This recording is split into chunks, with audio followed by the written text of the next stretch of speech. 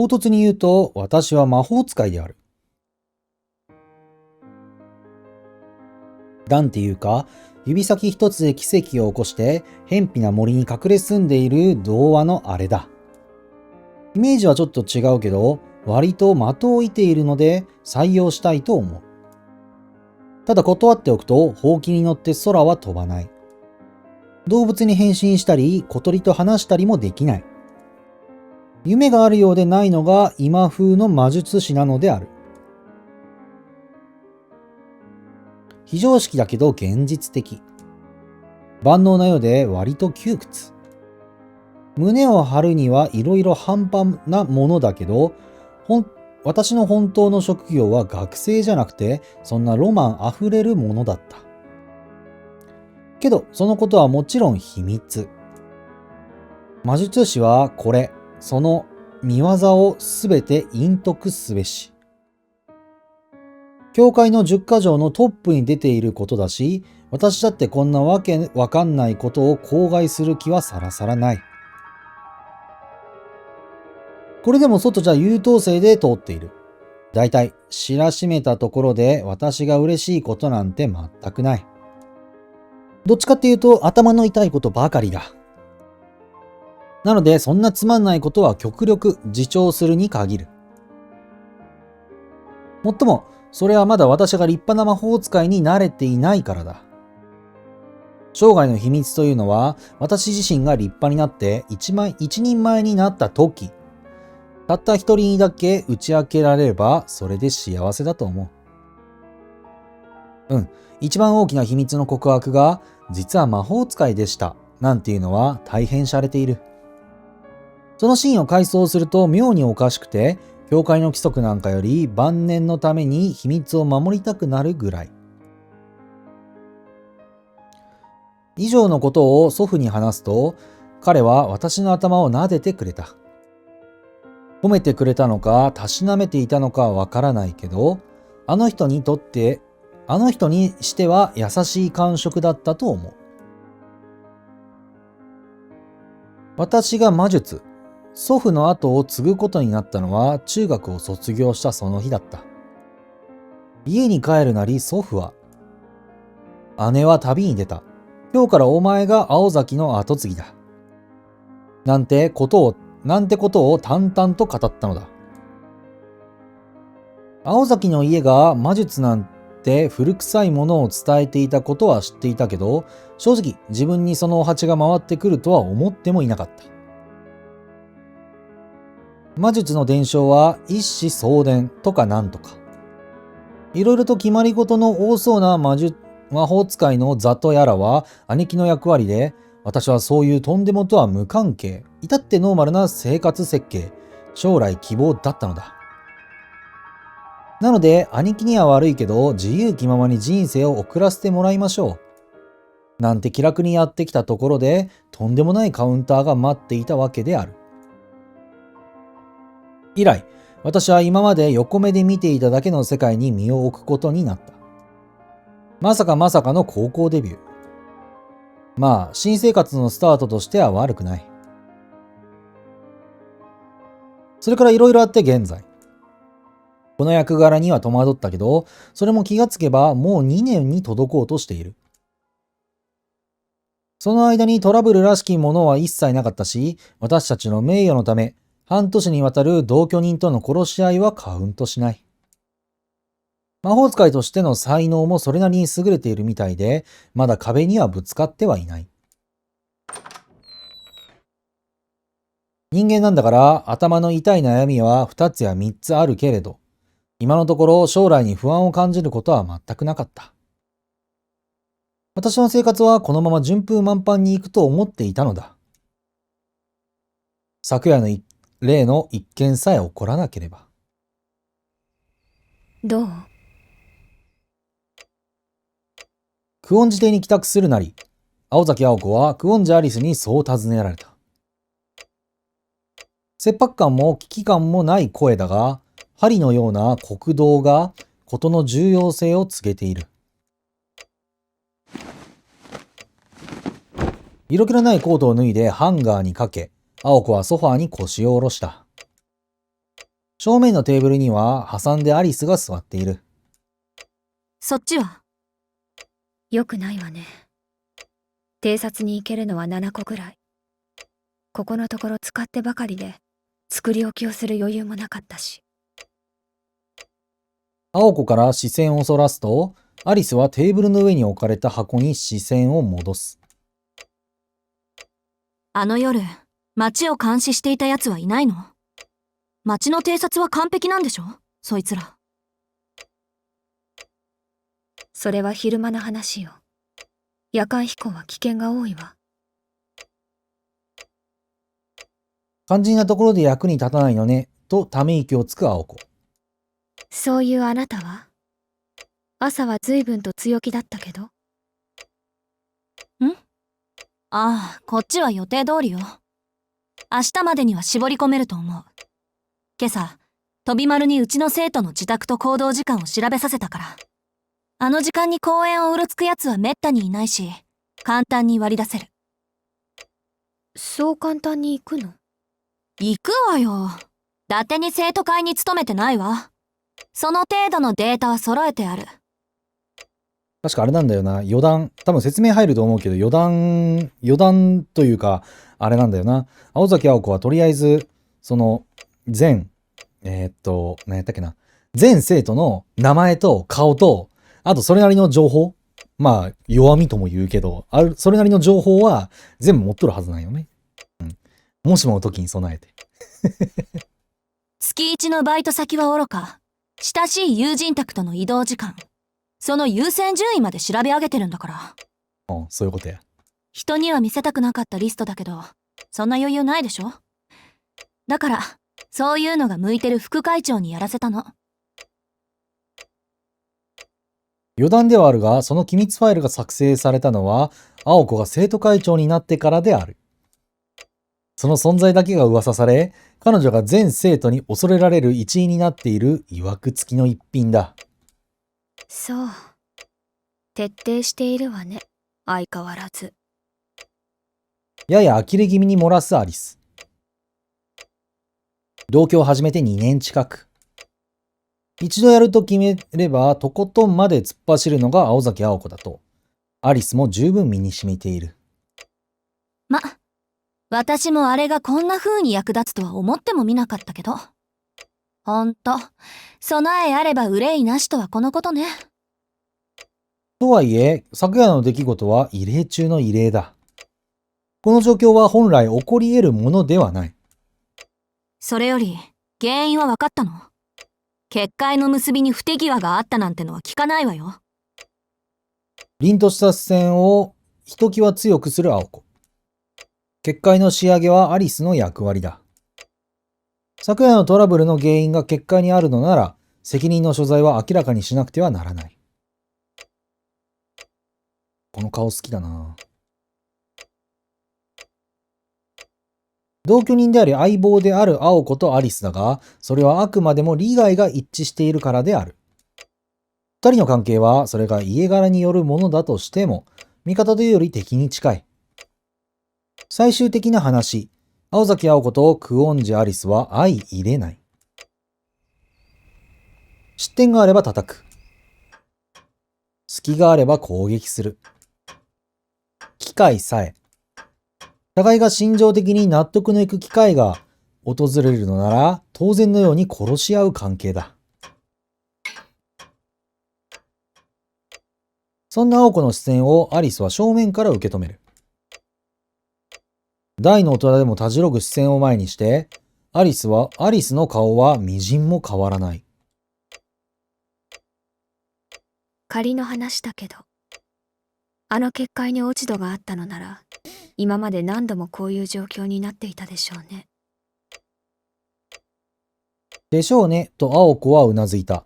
立場上問い詰めただけで、青子はアリスを信頼している。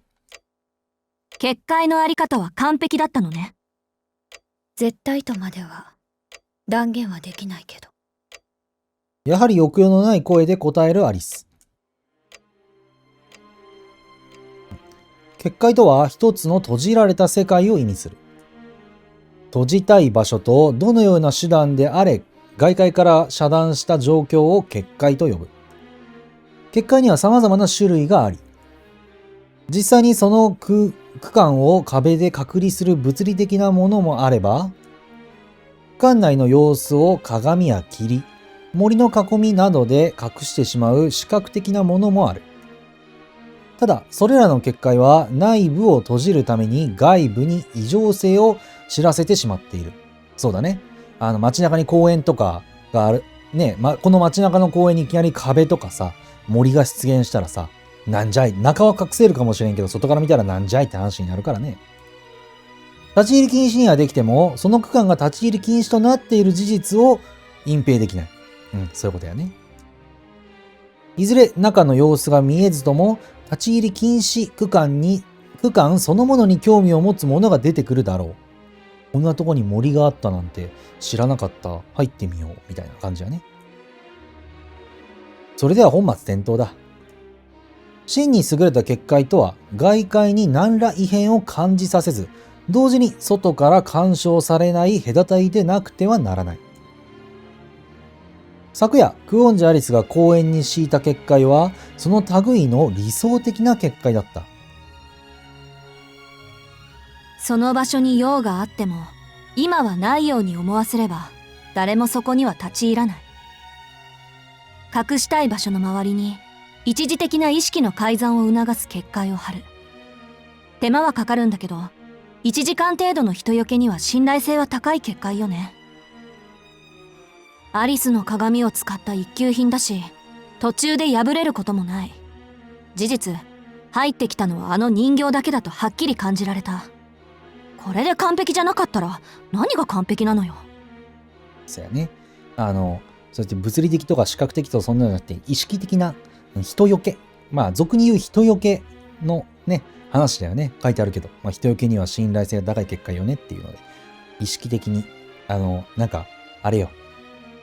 ハンターハンターのネテロ会長の、虫編、キメラアント編のネテロ会長がさ、精神同一しとるときにさ、鳥とかキルアとかがさ、この先は行ってはいけないって察知した、あれに似とるよね。あれを無意識で行わせるっていう。本能的にというか。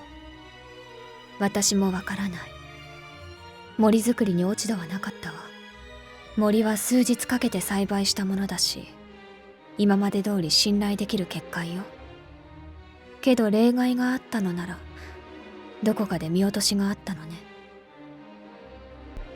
言うてもあれだよね。この件に関しては、誰がその結界を突破したというか、九段の人物は誰だろうっていうのはもう大体みんなお察しがつくじゃないですか。じゃあどうやってっていうね。どうしてに関しては、さすがにね、あれだから、じゃあどうやったっていうのが、この、問答の、っていうかこの話の、この章のかな確信というか、向かうべきとこだよね。そういうアリスの瞳は、その見落とし自体なかったことを示している。参った。こうなると、一番いいのは、あいつが人形使いだってパターンね。それならかろうじて納得できる。相手が魔術師なら、結界の侵入ぐらいできるでしょうし。問題は、侵入した時の違和感をどうやって消したかってことだけど。そんな使い手が自分たちを狙っているというのもゾッとしない話だ。そうやね。その結界、そうやって人形が入ってきた結界っていうのは結局、なんて言えばいいんだろうな。そのカーテンとか、ああいうところね、に入るみたいな感じでさ、そのカーテンが揺らめいたら、ね、カーテンで仕切られたスペースに入ろうとしたら、そのカーテンでさ、揺れるじゃん。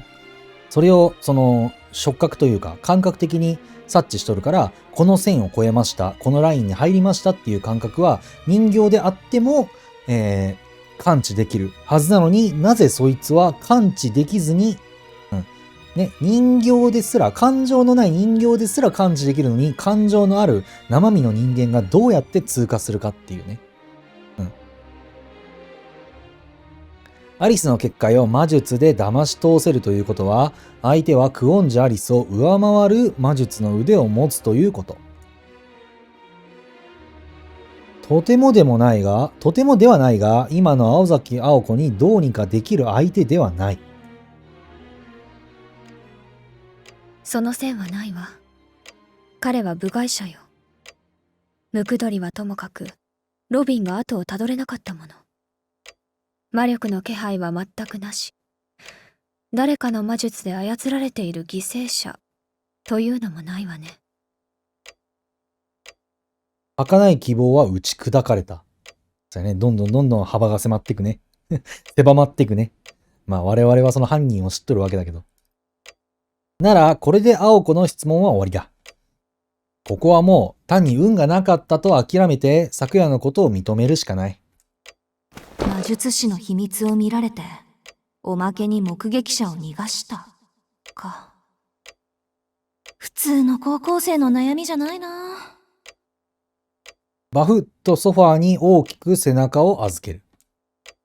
悲しいかな。見上げた空はブラウンの天井だ。風情も何もあったものじゃない。と、ますます青子はブルーになる。青子、覚悟を決めておいて。超然とした同居人の声。天井を見上げる青子の瞳に変化はない。ただ、ぼんやりと木造の景色を眺めている。それとも、あなたにできないのなら、私が言ってあげてもいいけど。冷静な彼女の言葉は真実、冷酷な意味を持っていた。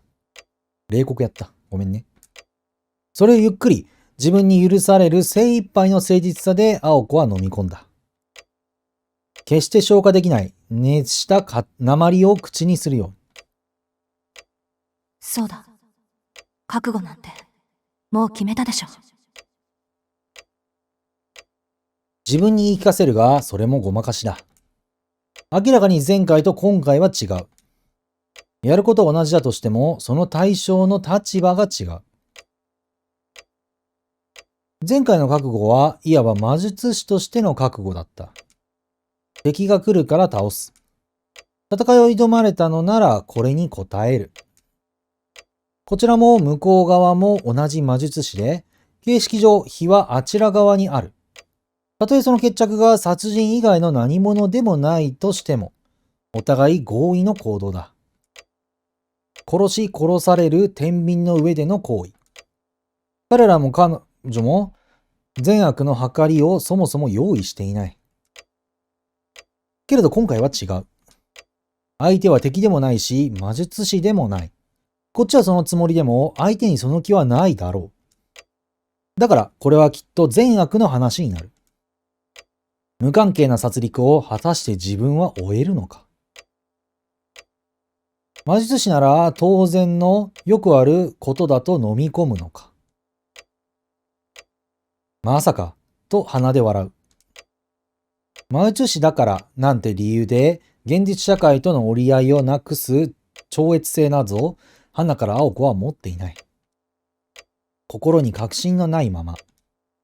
わからないまま行動することを青子は嫌っている。彼女が走るときはいつも自分に決断を下しただった。うん。やるしかないだろうね。サバサバした一言ともに、青子はソファーから背を離した。いい加減天井は見飽きたらしい。青子はいつも通りの青子で、アリスもあえて進言はしない。じゃあ、これ。ご褒美とばかりに、アリスは小瓶を取り出した。手のひらに収まるほどの大きさ。少女の細い指先とは不釣り合いな、寸胴の見栄えしかない瓶である。瓶は曇っていて中身は空。表面にはラベルシールを強引に剥がした跡が見られた。何よそれ。きつなものを感じてうさんくさそうに小瓶を睨む。収納の小瓶。ちょうど一つ余ってたからあげるわ。はい？名前は忘れたけど、中国の小説に出てきたのと同じよ。あれや。そっけない言葉に青子は驚異の理解力を示した。あれやね。ひから始まるあれだね。それってレンゲ堂の兄弟の話？じゃああの赤いひょうたんと同じなわけ？言いたくないけど、そこら辺の風邪薬のラベルを無理やり剥がして小瓶に見せかけてるそれが？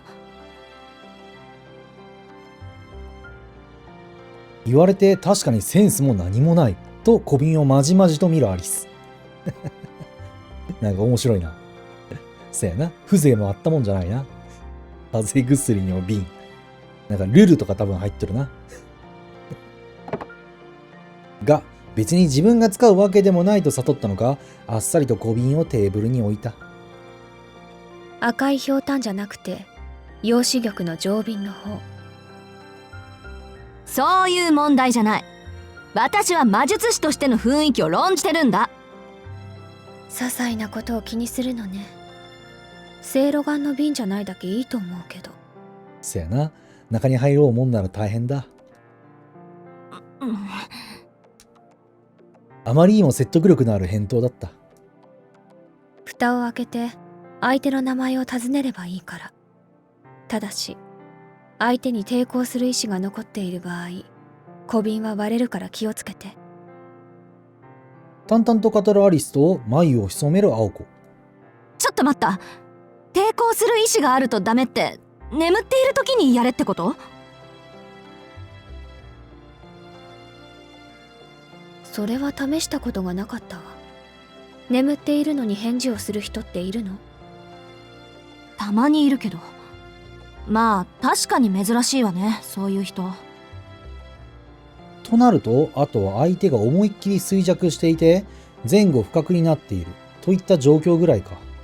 ああ、そうそう。薬や魔術がかかっていると、その重さでも割れるから気をつけて。使えない。それってほとんど役立たずってことじゃない。それは青子次第ね。言ってアリスは視線を外す。もうこの話題はどうでもいいというように。はあ、アリスがこういう小道具好きなのは知ってたけどね。これも趣味なわけ？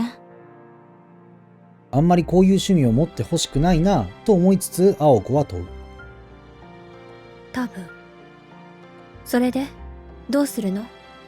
持っていくのか行かないのか。その質問には答えず、しばし迷ってから青子は小瓶を手に取るとポケットにしまい込んだ。まあ、なんかの役には立つかもしれない。